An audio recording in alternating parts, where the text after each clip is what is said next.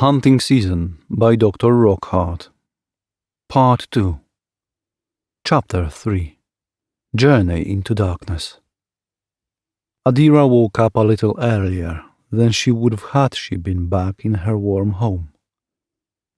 Droplets of mist glided down her tent as she unzipped it. A wave of cold sending a chill down her spine as she stared out at the foggy world. The fire had been long gone, and by the looks of it, it didn't seem she was ransacked by a bear or whatever was out there. The woman quickly pulled off her clothes, giving herself a little bird bath as she changed into a heavy jacket and some jeans. She packed up her tent, ate a granola bar, drank some water, and pulled out a knife. She marked a thick bark with a large X, just so she would know how to head back. It seemed from there on out there wasn't any form of knowing where to go, as the path came to an end. Adira checked her phone, full battery, and faint service. Better than nothing, she placed it gently back into her coat and began to walk. It would have been a pleasant trip, had it not been for her missing boyfriend. The thoughts of him being alone with his other two friends scared her now that she realized how enormous and terrifying Whisper Winds was. Anyone could get lost, but it was only of that now people were going missing. Maybe it was the reoccurring fog that was redirecting folks elsewhere. Could it have been this hard to see when Mitch was there? In the last photo he sent her, it was clear as day, but weather could change quickly. She marked another tree, hesitant as she looked back at where she had come from. She could barely make out her old campsite and hardly the X on the previous tree. Was it wise to continue in such weather? What else could she do? She would only worry and pace the floors of her house, while her lover was probably struggling out there. It made her panic for a moment, and she started to pick up the pace, marking trees as she went. It was unnerving, being the only thing in the forest, making noise while you could barely see a foot ahead of you. There was no knowing what you would run into. She must have walked for almost an hour when she decided to stop and relax. Her backpack was now being dragged behind her, picking up leaves and mud on the way. Hiking was no joke. She only did it once with Mitch a year ago. He was way ahead of her, beckoning her to hurry up in his usual teasing voice. It was the day of their anniversary, and unaware to the two, the last one they would share. Mitch had given them both matching necklaces, each with their picture and a heartfelt message inside. Adira never took hers off, and never did Mitch. He even wore it when he went to go hunting with his friends that unfortunate day. The rock Adira decided to sit on was messy and wet with dew, but she didn't care as she dropped all her items on the floor and laid her hand over her chest. Fingers trailed over the locket wrapped securely around her neck, now damp with sweat. The silence around began to dissipate as the animals began to rise from their slumber. A few birds chirping nearby relaxed Adira as she peeled off her shoes and aired her sweaty socks. She even took off her jacket, noticing her shirt was damp under her arms. She had to change before continuing on. With gentle fingers, she unclipped her necklace and laid it down beside her to dry off, taking off her shirt as well. It was weird being half naked in the wilderness, even if there was no one around. She hurried as she reached for a thinner, long-sleeve shirt inside her bag, and quickly slid it on. The socks would be fine, just as long as they were dry when she put her boots back on. Adira felt the rock beside her, ready to grab her necklace. but there was nothing. She whirled her head, patting the empty space beside her with worry. She looked behind the rock, beside her, all over the floor.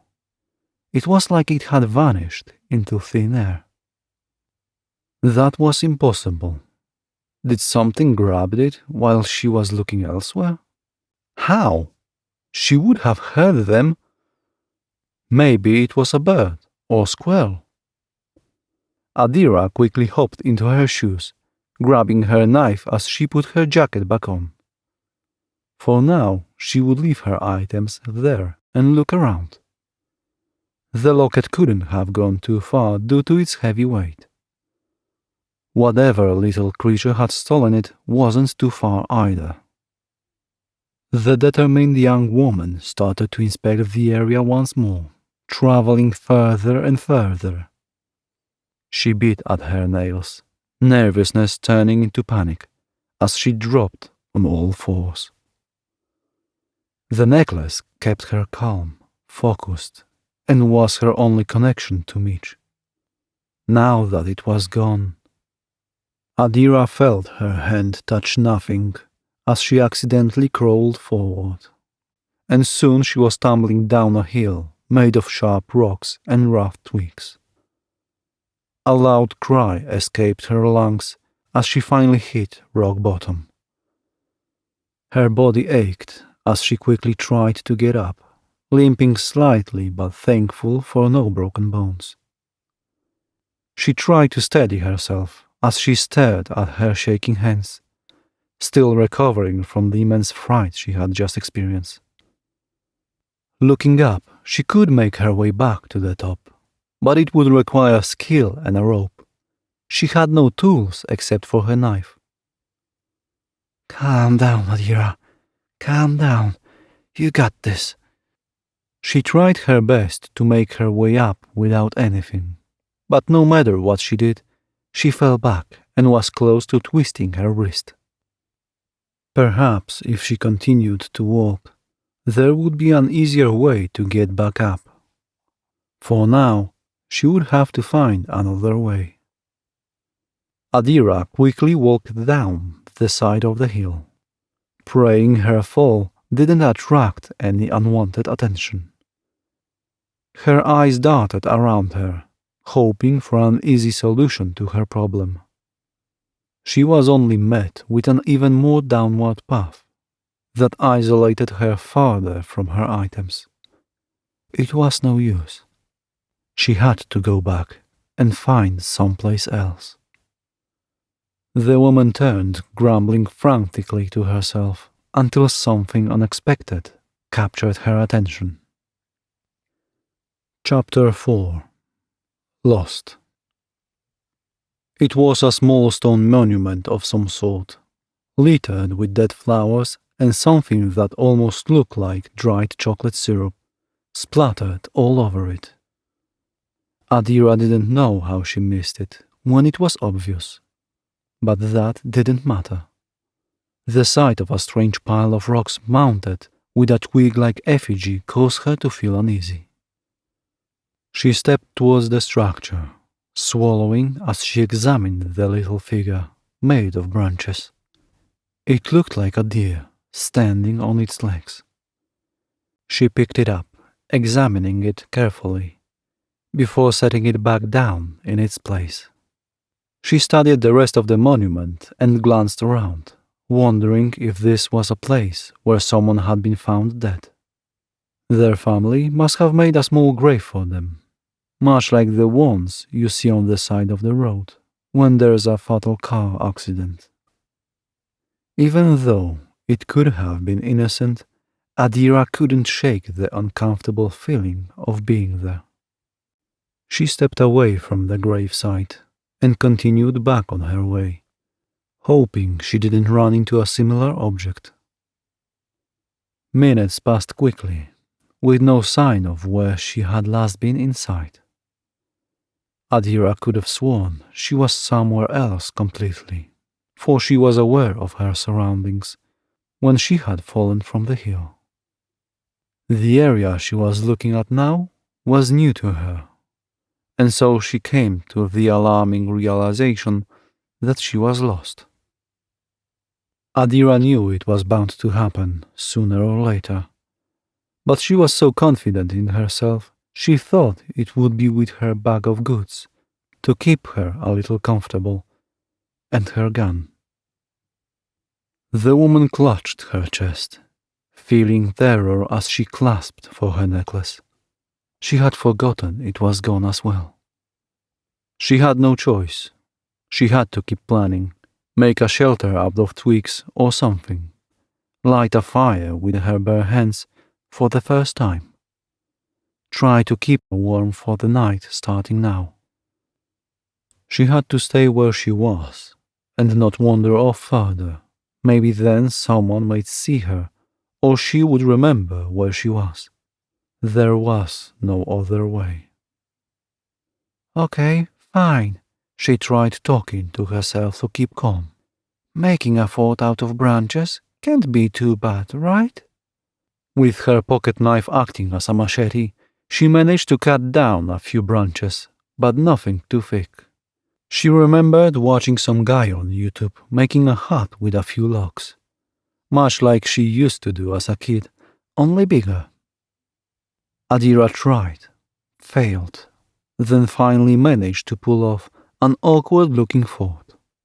She cleared out the floor inside as best as she could and laid her jacket on the ground.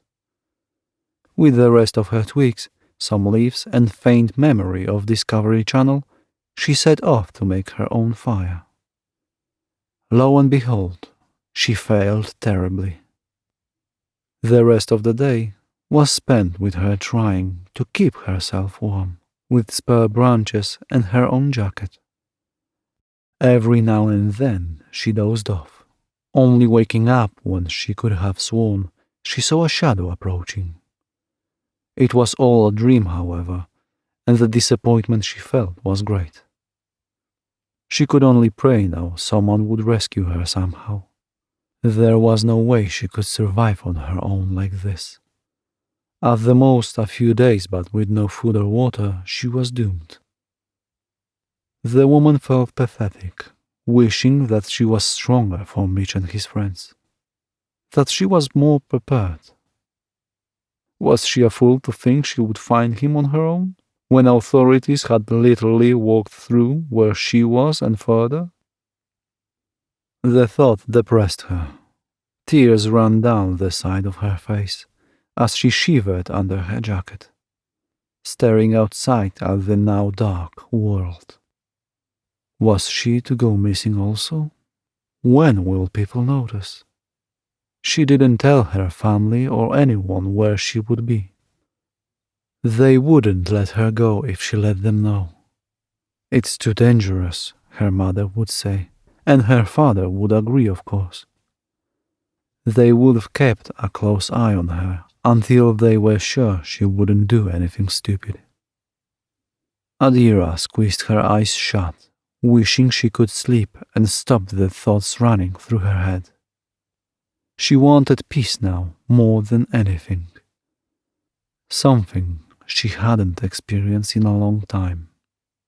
Humming to herself, the woman curled up into a tight ball and buried her face underneath her jacket. She breathed hot air into her palms, rubbing her arms as she waited for sleep to come.